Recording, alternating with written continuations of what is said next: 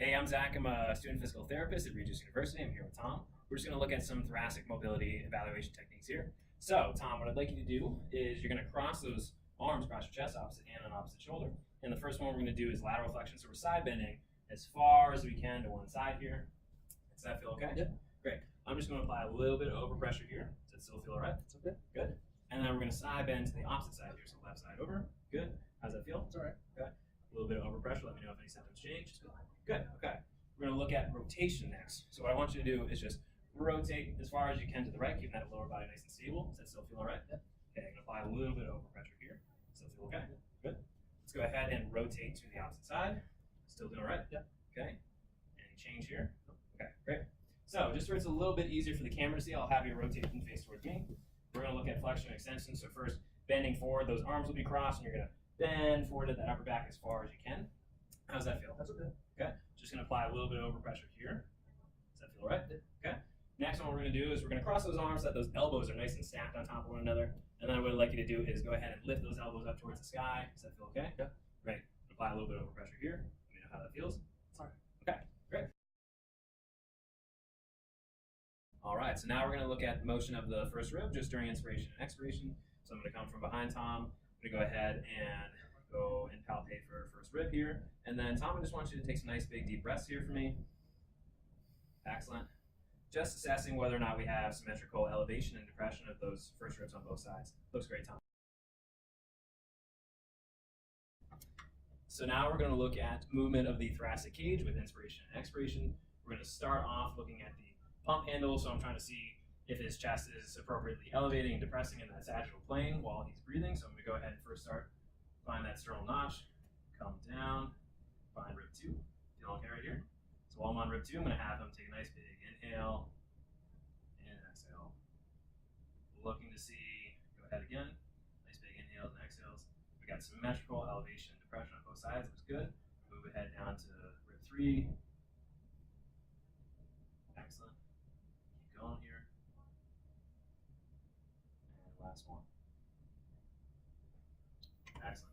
So we're going to take a look at that bucket handle next to see if he's getting good expansion in that frontal plane here. So the first thing I'm going to do is just make sure that we've got good symmetry, bottom of that rib cage, and then I'm going to assess again for that quality of movement. So go ahead and take some nice big breaths in and exhale, and assessing that symmetrical lateral movement here on both sides.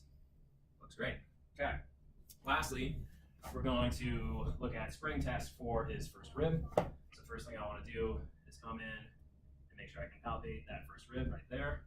Going to slide his upper trapezius out of the way, take up the rest of the tissue, slack, and then apply my spring. And same thing on the other side. Aim in with my hands to direct that motion towards his opposite hip, and that's it.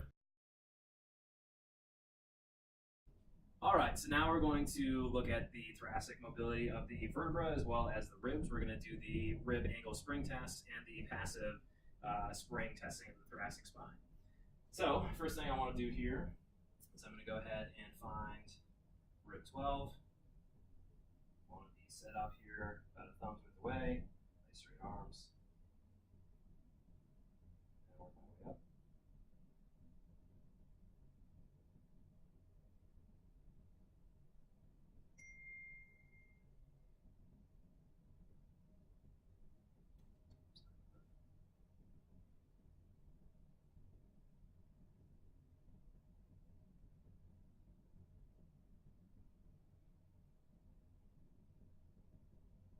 Once I'm a little obstructed by his scapula, go ahead and move over to the other side. Go ahead and do the same thing over here.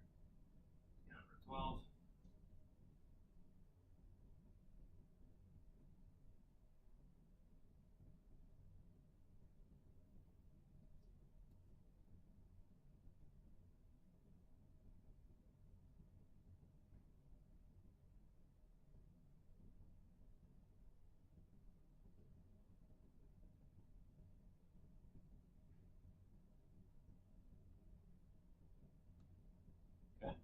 Now we're going to take a look at that mobility of those vertebrae. So I'm going to find C7, move to T1, hypothenar eminence on T1.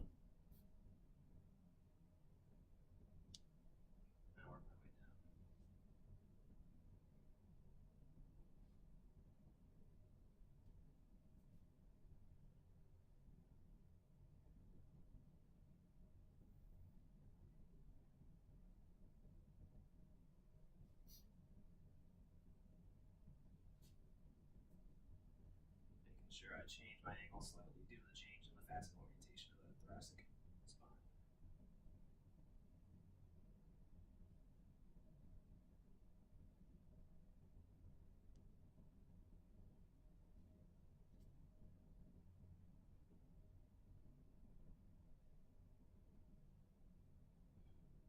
All right, Tom?